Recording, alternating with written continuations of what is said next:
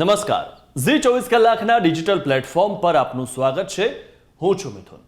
મિત્રો, આપણે આજે છે 27 તારીખ બુધવાર અને આજના દિવસમાં કેવું હવામાન રહેવાનું છે, એટલે કે ગુજરાતમાં કઈ કઈ જગ્યાએ વરસાદની શક્યતા છે તે આપણે વિડીયોના માધ્યમથી સમજીશું.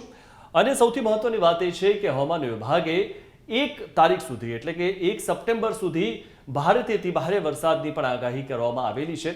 ત્યારે આજના દિવસે કઈ કઈ જગ્યાએ સવારે 7 વાગ્યાથી લઈને દિવસ દરમિયાન કેટલો વરસાદ રહેશે તે આપણે જોઈએ. સૌથી પહેલા જોઈએ કે સવારે 7 વાગ્યાની આસપાસ જે આખા ગુજરાતમાં જોઈએ તો વડોદરાની આસપાસના જે વિસ્તારો છે ત્યાં વરસાદ જોવા મળી રહ્યો છે. સાથે જ દાહોદની આસપાસના જે વિસ્તારો છે ત્યાં પણ વરસાદ જોવા મળી રહ્યો છે. અને અમદાવાદથી મહેસાણા અને ડુંગરપુર અને દાહોદની વચ્ચે જે આ પટ્ટો આવે છે ત્યાં વરસાદ ખાસ જોવા મળી રહ્યો છે. ત્યારે હવે આપણે જોઈએ તો દક્ષિણ ગુજરાત બાજુ થોડોક ઓછો વરસાદ છે.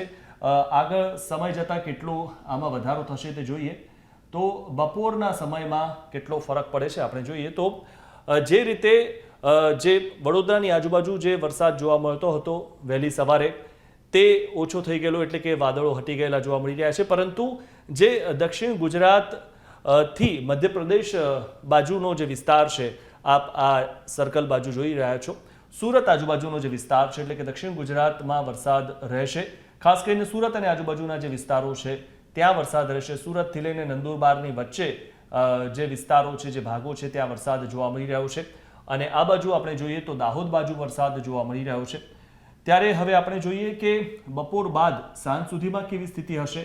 ત્યારે સાંજ સુધીની સ્થિતિની જો આપણે વાત કરીએ તો જે રીતે 5 વાગ્યા આસપાસનું આ જે વાતાવરણ રહેવાનું છે કે જેમાં કચ્છ બાજુ ઘણો ઓછો વરસાદ, એટલે કે કદાચ ઝાપટા પડે, અથવા તો જે સૌરાષ્ટ્ર બાજુ જે છે તે પણ ઝાપટા પડે તેવી શક્યતા જોવા મળી રહી છે. પરંતુ વધુ વરસાદ નથી. પરંતુ જે રીતે સાંજમાં અમદાવાદ આજુબાજુ જે વરસાદ જોવા મળી રહ્યો છે, મહેસાણા આજુબાજુ વરસાદ જોવા મળી રહ્યો છે, પાલનપુર આજુબાજુ વરસાદ જોવા મળી રહ્યો છે. અહીંયા જો આપ રાજસ્થાન બાજુ જવાના હો તો ઉદયપુર આજુબાજુ વરસાદ જોવા મળી રહ્યો છે.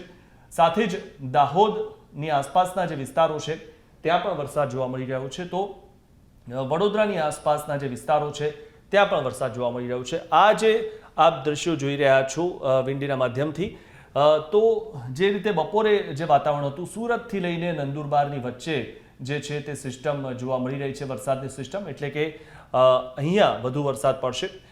સુરતમાં જે રીતે જોવા મળી રહ્યું છે કે વરસાદી ઝાપટા થોડા ઘણા પડે, પરંતુ દક્ષિણ ગુજરાતમાં છેલ્લા ઘણા દિવસોથી જેટલો વરસાદ છે એટલો આજે જોવા નથી મળી રહ્યો. હવે આપણે જોઈએ કે સાંજ પછી રાત સુધીમાં જે વાતાવરણ કેટલું બદલાય છે, ત્યારે રાત્રે 12 વાગ્યા સુધીમાં કેટલું વાતાવરણ બદલાયેલું છે આપણે અહીંયા જોઈ રહ્યા છીએ કે સવારથી લઈને રાત સુધીમાં કેટલો બધો ફરક પડી ગયો છે. કારણ કે ઘણા બધા જે વાદળા છે તે હટી ગયેલા છે. એટલે કે આ બાજુ જ્યારે આપણે જોઈએ તો સાંજે જે અહીંયા સિસ્ટમ હતી તે હવે જોવા નથી મળી રહી.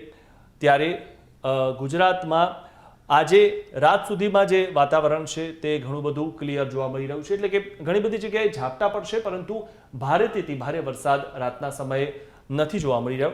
દક્ષિણ ગુજરાત બાજુ પણ જે રીતે છેલ્લા ઘણા સમયથી વરસાદ પડ્યો છે તેવો નથી જોવા મળી રહ્યો. પરંતુ સૌથી મહત્વની વાત એ પણ છે, આ તો આપણે આજના દિવસનું જે હવામાન છે, જે વરસાદની સિસ્ટમ છે તે આપણે જોઈ.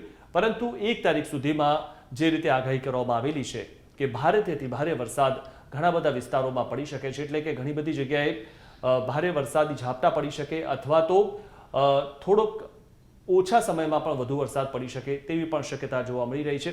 આપણે આજનું બુધવારનું જે હવામાન પ્રમાણે, જે વિન્ડી પ્રમાણે જે કેટલો વરસાદ રહેશે તે આપણે જોયું. તો આ જ પ્રકારની અપડેટ માટે આપ અમારી સાથે જોડાયેલા રહો. અમે પણ આપને સતત અપડેટ આપતા રહીશું અને માહિતગાર કરતા રહીશું.